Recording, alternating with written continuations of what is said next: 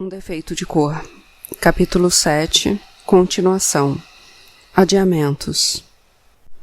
Assustei-me no dia em que o Alberto apareceu sem avisar.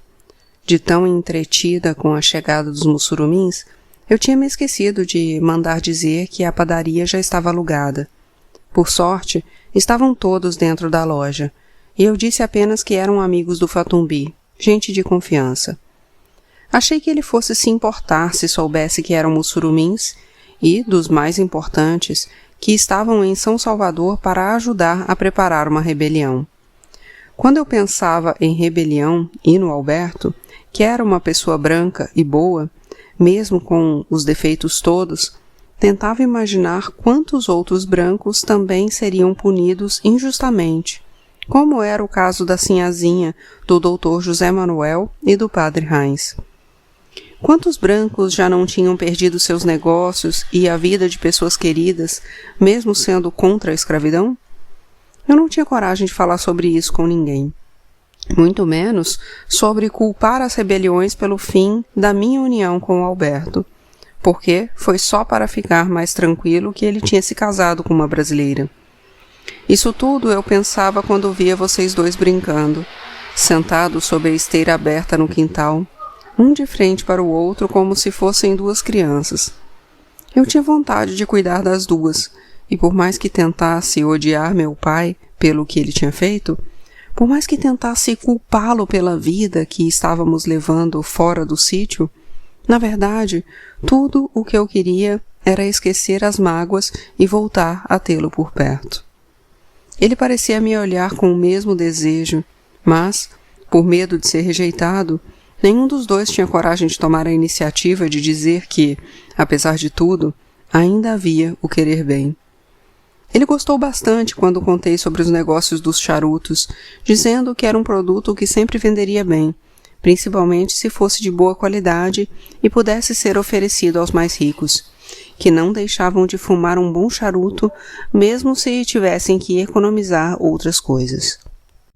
A Claudina encontrou o mestre charuteiro e ele aceitou nos dar algumas aulas, ficando também responsável por avaliar a produção durante algum tempo, pelo que cobrou muito bem cobrado. O Tico e o Hilário disseram que não haveria problemas, que os negócios deles estavam indo bem e pagariam por tudo. Quando voltaram de Cachoeira, com um carregamento inicial de folhas de tabaco, avisamos o amigo da Claudina, um crioulo chamado Nego Ginga, que apareceu vestindo calça, paletó, botinas e chapéu.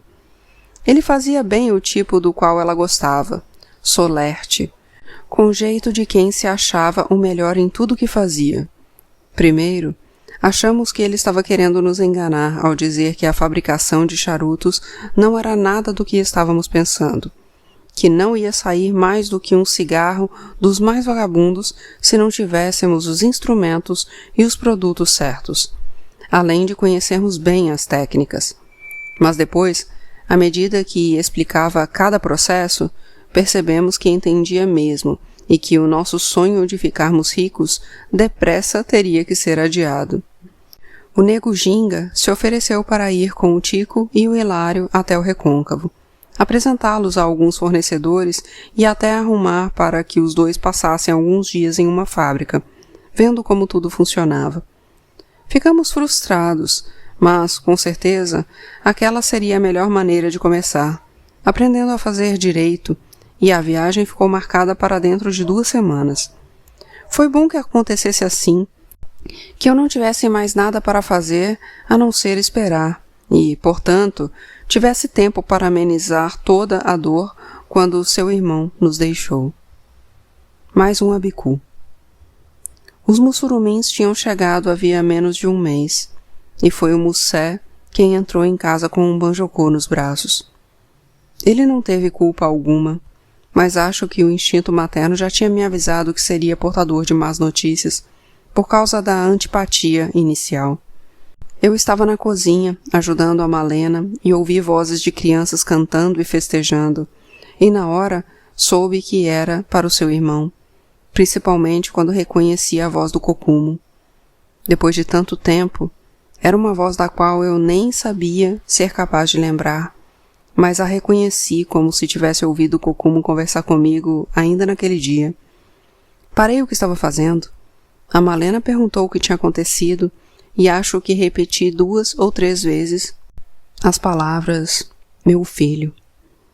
Ela achou que eu falava de você e disse que tinha subido para o quarto com a Esméria, pois sempre dormiam um pouco depois do almoço. Eu disse que não estava falando de você, mas do Banjocô, que tinha voltado para o Orum. Fui em direção à porta e primeiro vi o Mussé virá-lo de barriga para cima e depois pegá-lo no colo, na mesma posição que eu tinha visto uma Nossa Senhora carregando o filho dela, pintada na parede de uma das padarias que visitei antes de abrir as saudades de Lisboa. E era apenas nisso que eu pensava, tentando me lembrar onde ficava tal padaria, enquanto Mussé me perguntava o que fazer com o menino. A Malena foi chamar o João Badu, que estava no terreno vizinho cuidando da horta, e depois subiu para chamar a Esméria e para ficar com você no quarto.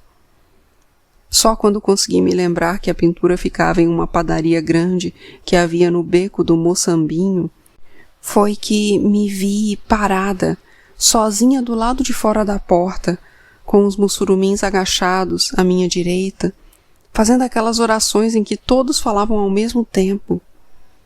Tive vontade de gritar para que parassem, porque já estava ouvindo vozes demais, atordoada com a festa dos abicus, e apenas disse que já sabia quando a Esméria me avisou que o Banjocô estava morto, que não havia mais nada a fazer.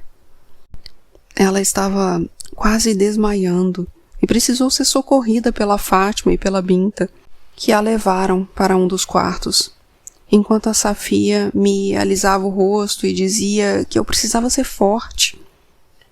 Eu tinha breves instantes de lucidez, quando entendia o que ela estava falando, para logo em seguida sentir a cabeça rodar, acompanhando a malta de crianças que corriam ao redor da sala onde estava o corpo do seu irmão, estendido sobre a mesa.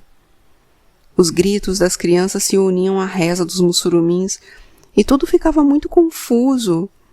Minha maior vontade era expulsar as crianças da sala, pois elas pareciam zombar de mim, dizendo que eram vencedoras, que não tinha dado certo nada do que eu tinha feito para manter seu irmão preso ao Aie, à terra.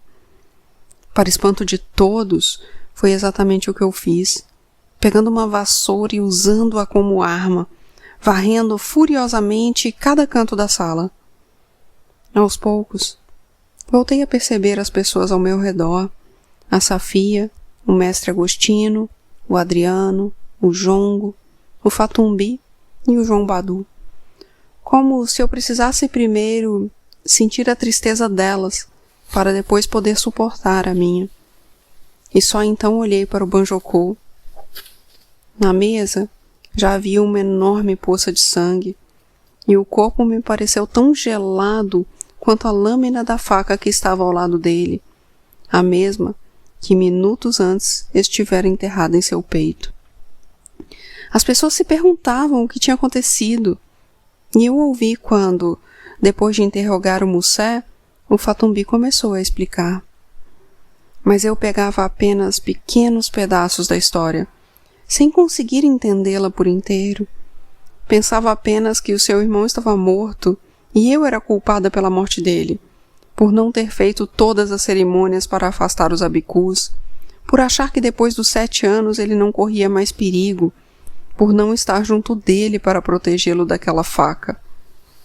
Eu me sentia tão culpada que não conseguia chorar, por medo de que estivesse chorando por mim e não por ele, e então percebi que as pessoas me olhavam esperando alguma reação. O que fiz foi quase sem pensar, indo até o poço e dizendo que tínhamos que lavar o corpo e providenciar o enterro. O Fatumbi foi atrás e perguntou se eu estava bem, ao que respondi que sim, e só queria providenciar para que meu filho fizesse uma boa viagem até o Orum, e entreguei o balde nas mãos dele, para que fosse pegando água para mim. Chegando perto do Banjocô, pedi que o João Badu largasse o corpo, ao qual se abraçava, e me ajudasse a tirar a roupa dele. e depois que o Adriano ou o Jongo arrumassem sabão e bucha. O mestre Agostino tinha lágrimas nos olhos quando pedi que buscasse a flauta e tocasse para o meu filho, que gostava tanto de música. Quando não havia clientes na barbearia, o mestre Agostino começava a tocar, e o que quer que o banjocô estivesse fazendo, ele largava e ia se sentar ao lado do velho, para depois tentar imitar os sons com a própria flauta. O mestre Agostino primeiro começou a tocar como quem se desculpava, mas pedi que acompanhasse o meu ritmo enquanto esfregava o corpo do banjocô, e logo todos ouviam em silêncio uma melodia vigorosa, do jeito que seu irmão gostava. O Jongo foi o primeiro a se oferecer para ajudar, pegou um pedaço de pano e esfregou com força nas partes que o Fatumbi tinha molhado. Enquanto eu avisava que não era para deixar um pedacinho sequer de pele sem estar muito bem lavado. Depois que terminamos, eu estava cansada demais para sentir a tristeza. O mestre Agostino parou de tocar e as rezas dos mussurumins novamente entraram pela sala, e então percebi que não sabia mais o que fazer. Na viagem para o Brasil, tinha ouvido a minha avó dizer que não tinha dado um enterro decente ao Kokumo e à minha mãe, mas não contou como deveria ter sido. Pedi ao Fatumbi que tentasse encontrar o sítio do Babalaogo Fiditime, explicando mais ou menos onde ficava, e contasse o que tinha acontecido, para ver se ele poderia ir à nossa casa. Assim que o Fatumbi saiu, peguei uma cadeira e coloquei ao lado da mesa, onde alguém tinha deixado uma vela queimando, e pedi que repetissem a história do acontecido. Quem se aproximou foi a Fátima, que narrou o que tinha ouvido do Mussé.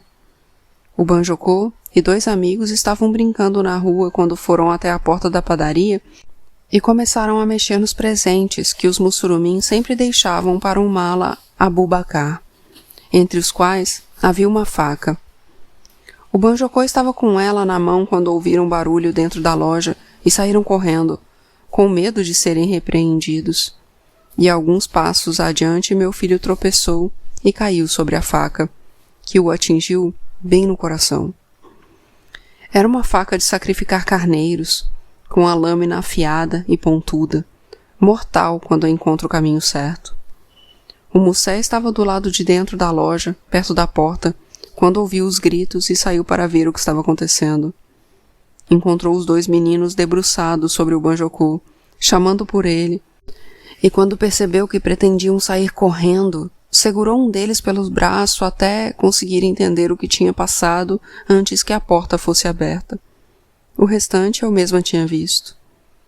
Enquanto a Fátima contava essa história, eu a via acontecendo na minha frente, real, e tentava conter um filete de sangue que ainda escorria no buraco deixado pela faca, evitando que formasse um riozinho sobre a mesa.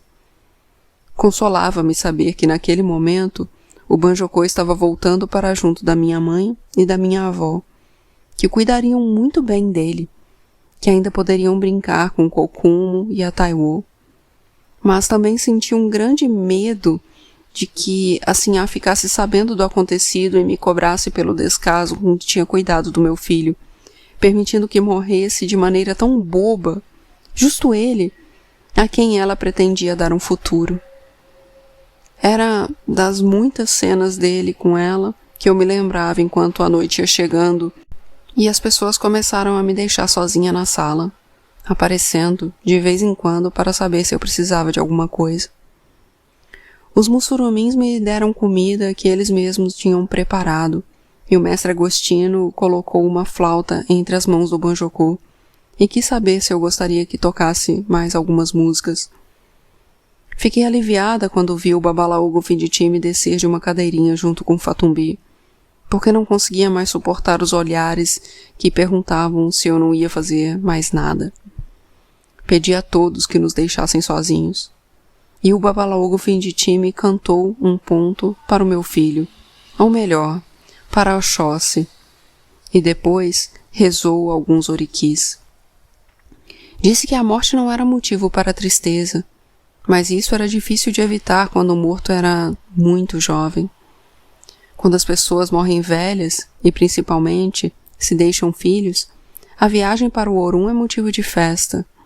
Mas, quando morrem jovens, todos se entristecem, porque fica a sensação de que não tiveram tempo de cumprir a missão recebida. Mas o Babalawogo Finditime me tranquilizou, dizendo que seu irmão era uma pessoa especial, um abiku, que, por não saber o mal que aquelas idas e vindas tão rápidas causavam a ele e às pessoas que gostavam dele, que, por não saber disso, naquela hora deveria estar muito feliz. O Baba também disse para eu não me sentir culpada, pois às vezes o trato se cumpre de qualquer maneira, mesmo que tudo tenha sido feito para segurar o abiku no Aie. Os abikus têm uma mãe no Orum, a Iajanzá, e às vezes a ligação dela com os filhos é tão forte que nada pode ser feito para detê-la, e ela acaba conseguindo atraí-lo de volta. Perguntei ao Babalawogo Finditime se poderíamos fazer alguma coisa para que a alma do Banjoku deixasse de ser tão errante, já que isso o prejudicava, e ele respondeu que sim, que uma precaução deve ser tomada na hora da morte, mas que nem sempre a família da terra permitia. Geralmente, os abikus que retornam ao Orum, mesmo tendo fortes ligações no Aie, são os preferidos da Iajanzá, e o que se deve fazer é deixá-los menos atraentes aos olhos dela e aos outros companheiros, mutilando seus corpos. Mutilados, eles causam medo nos outros abikus, que não querem mais brincar com eles. Sentindo-se sozinhos e rejeitados, eles se desligam dos companheiros e retornam ao Orum como um espírito normal. Estava em minhas mãos dar essa oportunidade ao Banjoku, mas teria que ser em segredo. Eu nunca tinha contado isso para ninguém, nem mesmo para a Esméria, mas acho que agora você já pode saber, tantos anos depois. Eu e o Babalawogo Finditime saímos de madrugada para o sítio dele, e não permiti que ninguém nos acompanhasse, dizendo que faríamos apenas uma cerimônia para encomendar o espírito, e o Banjoku seria enterrado por lá mesmo. Eles quiseram protestar, mas fui firme, alegando que precisava daqueles momentos a sós com meu filho, mas eu também não tive coragem de acompanhar toda a cerimônia. Assisti apenas a metade, que foi muito bonita, e saí do salão antes que começassem a preparar o corpo para ser mutilado. Por mais que eu soubesse que o Banjoku nada sofreria, que estávamos fazendo o melhor para ele, era algo que eu não conseguia suportar. Fiquei na casa da Monifa até tudo terminar, quando também não quis acompanhá-los até o rio, onde fariam um despacho. Agradeci ao Babalawogo Finditime, que não quis cobrar nada, e voltei para casa com a sensação de ter deixado uma parte muito importante de mim em algum lugar de onde eu nunca mais conseguiria recuperá-la.